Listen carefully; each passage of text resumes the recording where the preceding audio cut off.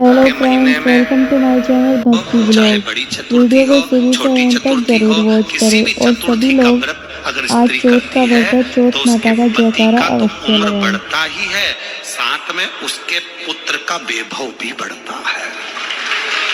उसके पुत्र का वैभव भी बढ़ता है, उसकी संतान का सुख भी बढ़ता है।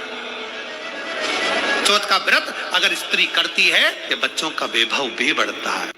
चतुर्थी का व्रत करने वाली जो माताएं होती हैं, जो चतुर्थी का व्रत करती हैं, आज भी चतुर्थी मान्य हो रही होगी, तो चतुर्थी का जो व्रत करने वाली होती हैं, जो चतुर्थी का पूजन करने वाली होती हैं, उनके भीतर का एक भाव होता है कि जैसे ही शाम का समय आए, चंद्रदेव का पूजन करें। चंद्र जब प्रकट हो जाए, कलश भर लिया, उसके नीचे आखा दाना रख दिया, चावल गेहूं जो भी आप रखते हो पूजन के लिए, ऊपर पात्र आदि रख दिया, जलाशय, फिर अपन ने घी का दिया लगाकर पूजन भी कर ली। तो जो चतुर्थी का पूजन करने वाली होती है, जो चतुर्थी का नियम व्रत धारण करने वाली होती है, बड़ी बड़ी चतुर्थियां करती हैं या उसका नियम धारण करती हैं, तो चतुर्थी का जो पूजन करती है वो किस चीज के लिए होता है? केवल संतान, पुत्र, परिवार, हमारा कुटुंब, हम जिस कुल में हैं, हमारा कुल वैभव की ओर बढ़े, संपदा की ओर बढ़े और उसकी आयु बढ़े, वैभव बढ़े।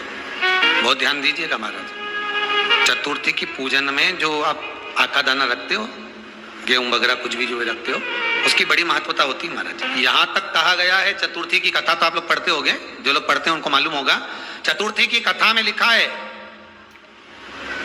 चौथ माता के व्रत में वर्णन किया गया है कि वो आखा दाना जो रखा जाता है, मान लो कोई जरूरी काम होता है तभी आखा दाना को रखा जाता है, संभाल के रखते हैं कि हम इस काम के लिए जा रहे हैं और हमारा ये कार्य सफल होना चाहिए।